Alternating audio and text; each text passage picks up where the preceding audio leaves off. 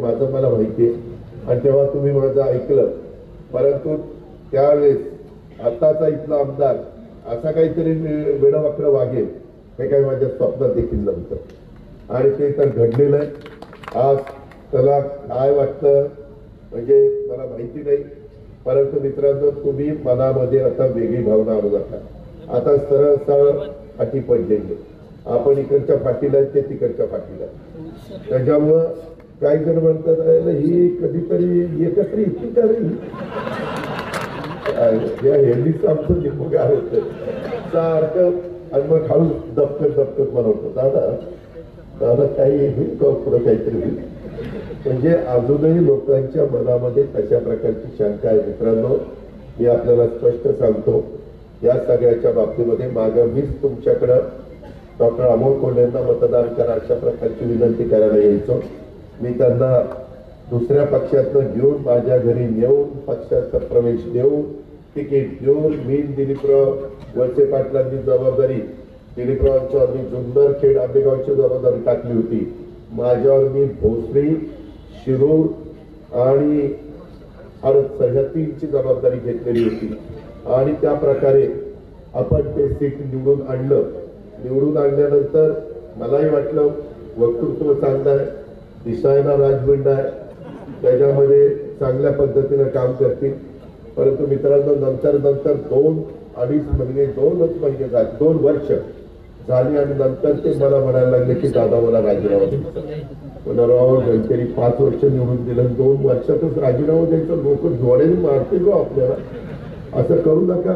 काय अडचण काय नाही, मी कलावंत आहे दादा, माझ्या वेगवेगळ्या प्रकारचे नाटक असतात, चित्रपट असतात, त्याच्यावर परिणाम होतोय दादा. आणि मी मित्रांनो खोटं बोलणार ना, मी तोंडावर असं समोरासमोर करेन. मी म्हणलं तसं करू नका, दिसायला खराब दिसतंय. आता ते म्हणले मी सेलिब्रिटी आहे, त्या लोकांना वाटतं रोज मी तिकडं मतदारसंघात यावं, कसं शक्य आहे. मला माझी मालिका असते, मग मला त्या ठिकाणी काम करावं लागतं. मग ते कोण बांधलं, माझ्या व्यवसायावर परिणाम झाला, माझ्या व्यवसायावर परिणाम झाला असं त्यांचे शब्द होते. मी तरी त्यांना म्हणालो, बाकीचे सगळे म्हणायचे अगदी तूच आणलंय त्यांना, आता तूच त्यांना समजून सांग, तूच त्यांना समजून सांग.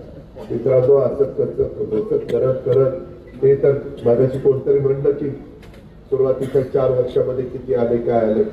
खरं त्यांचा राजकारण हा पिंडच नाही. आम्ही राजकारणी लोक काय करतो, एखादा उमेदवार आम्हाला पराभूत करता येत नसेल तर मग सेलिब्रिटी काढायची.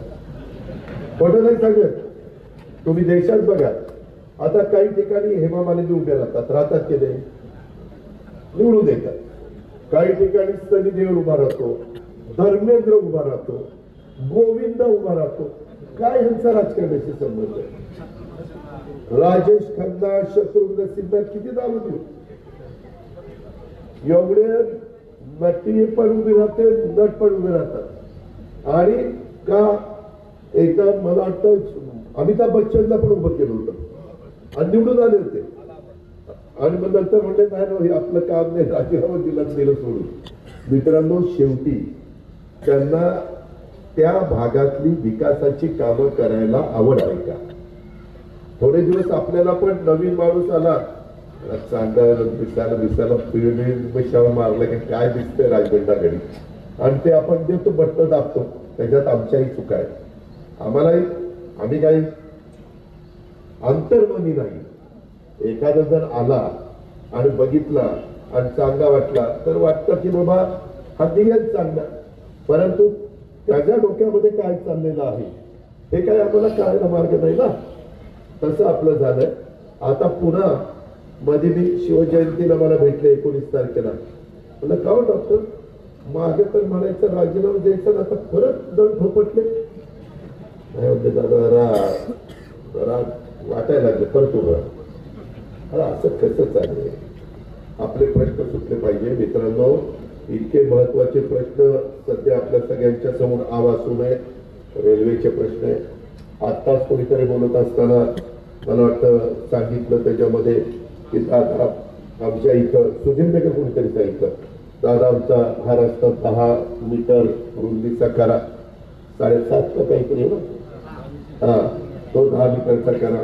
आपल्या इथं पाण्याचा गहन प्रश्न आहे. मी ते कुकडीचं पोटचं बघतोय, दिवसेंदिवस शहरं मोठी होत आहेत. शिरूरकरांनो, मांडवगड फराटा परिसरातल्या माझ्या पंचक्रोशीतील जनते हो, आपल्या वरसगाव पंचायत करत असल्या टेंडरला एवढं पाणी प्यायला चाललंय, अर्थात द्यायला पाहिजे. पूर्वी 5-5.5 TMC लागायचं, आता 20 TMC पाणी लागतंय. शेवटी ह्या सगळ्या गोष्टीचा परिणाम शेतीवर व्हायला लागलेला आहे. शेतीशिवाय तर आपल्याला पर्याय नाही. शेतीला कसा योग्य पद्धतीनं दर मिळतील. आत्ताच मोदी साहेबांनी ऊसाचे दर परत वाढवले.